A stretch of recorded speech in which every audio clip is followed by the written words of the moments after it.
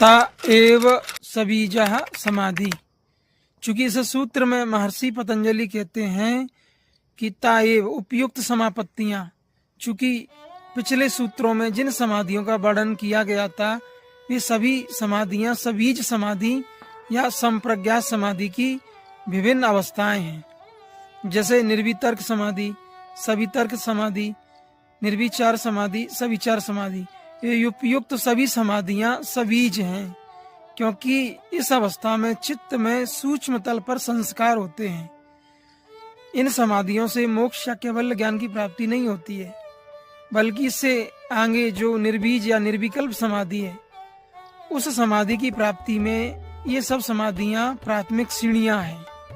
इन सभी समाधियों के अभ्यास से ही निर्बीज समाधि को प्राप्त किया जा सकता है, जिसमें साधक को केवल ज्ञान या मोक्ष प्राप्त होता है। तो ये सभी सबीज समाधियां, जैसे सभी तर्क समाधि में ध्यान का विषय कोई स्थूल वस्तु या आलम्बन है, शब्द, ज्ञान और बोध है। निर्वितर्क समाधि में आलम्बन का ज्ञान है, उसके प्रति विचार रहित अवस्था है। और सविचार और निर्विचार समाधि में ध्यान या आलम्बन का विषय सूक्ष्म होता है, जैसे तन्मात्राएं, मन, बुद्धि, चित्त, अहंकार वगैरह।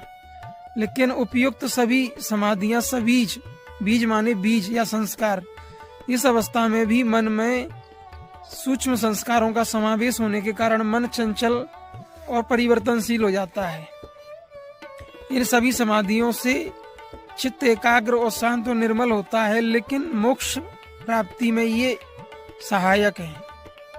ये सबीज समाधि में साधक को अपने स्वरूप का ज्ञान नहीं होता है, बल्कि वो इन समाधियों के अभ्यास से अपने चित्त को किसी बाह्य पदार्थ या आलम्बन पर एकाग्र करता है।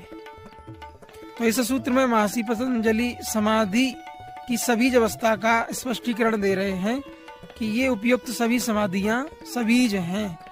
हाँ, इन सभी समाधियों के अभ्यास से आगे साधक को निर्बीज समाधि की प्राप्ति संभव है।